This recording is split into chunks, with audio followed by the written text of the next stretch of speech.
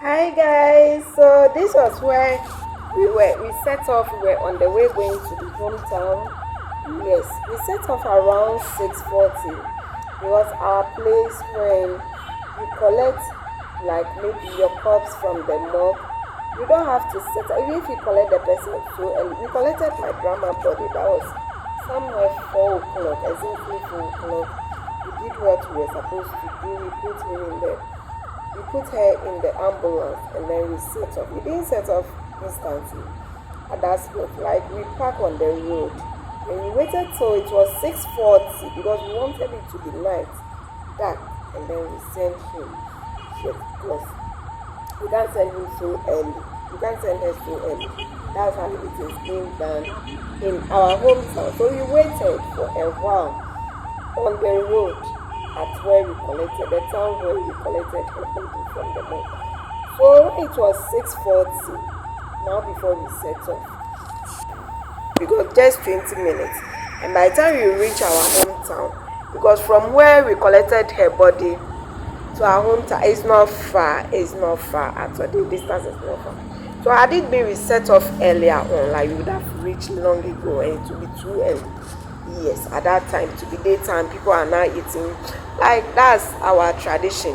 At that time, people will be eating, and then they will start crying as soon as we enter. They cannot eat again and all of that. But when it's after 6, everybody will be done eating at them because they knew very well we have funeral.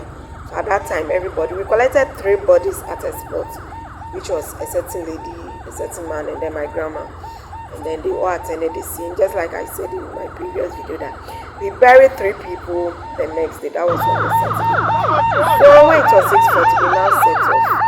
And then my grandma great-grandchild, the father used to be a photographer. That was my cousin's husband. The father is late. I don't know whether he has also gone to learn photography or something like that. That was the dad's job. He was also doing it the same way as the dad. When the dad was alive, he was doing it because my dad called the dad to so many programs. Because I can't remember when my dad was going to do his first degree. It was the father who captured everything at the program, like when he completed the University of Ghana and then doing his graduation. It was the one my dad called. He's now late. That was my cousin's husband. So he took over the child together as my grandmother's great-grandchild. Yes, the mother is my grandmother's grandchild. Yes. The mother is my grandmother's third grandchild. So when they set off, and then that's my sister's husband's car, the C0rpse, the one before this car. So that's my grandmother's sister behind the car. So as you can see, that's it. So that's my auntie, the ones that were celebrating their husband's marriage. That was the child, that was the car. So we were now about to set up. That was when we were standing at the town that we collected my grandmother's body. We haven't moved yet. Yes, at that time we were standing. This is my grandmother's first grandchild, car 2. Yes, so we were following in that order. And this one too is my grandmother's 4th grandchild's car. Yes. So we were still, all the cars are for my grandchildren. Just like my sister's husband, my sister was so happy to be my grandmother's grandchild. So that's it, guys. So we now set off to the town. We got to the town. It was late. It was night. You can see how black the place is. It's something, oh my God. My grandmother has finally left us. That day we actually cried. That was when we were going to find her after her burial service. We set off to the country to bury her. We cried because that was the final scene. In the morning, they gathered all her grandchildren around her, and then they did some traditions for her just to separate us from her. But if you meet her somewhere, she called us. That's tradition. That's our culture. We shouldn't mind her and all of that. But we have no business doing it anymore. We have to see, like a lot of tradition went on before she was finally put into the casket. That's the coffin. And then we sold it, brought her to the church, after the church studies, like the messages for her, the 3 of them, other people also brought us to the church. together with me. She was in the bed, the coffin was in the bed. I couldn't capture myself, sorry.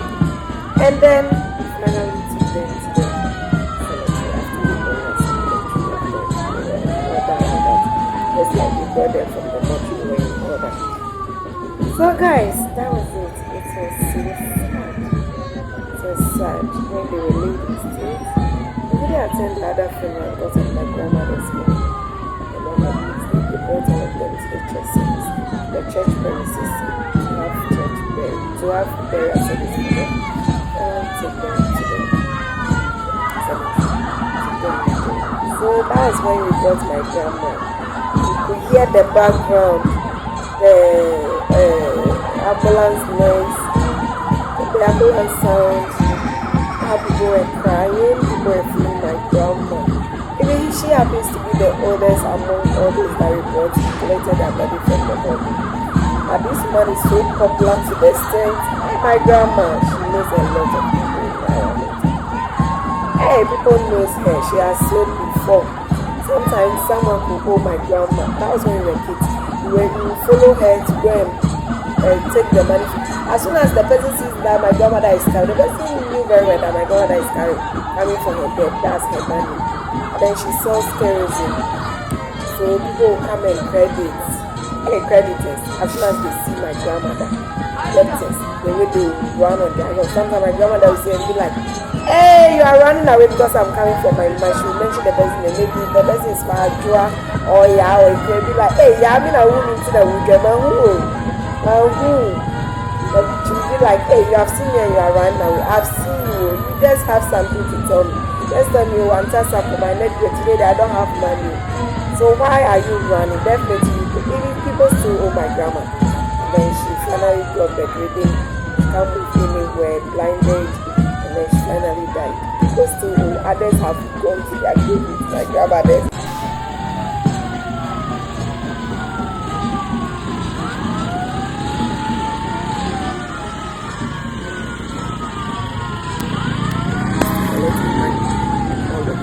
And like my grandmother never quarreled or had a fight or argument with any of her customers.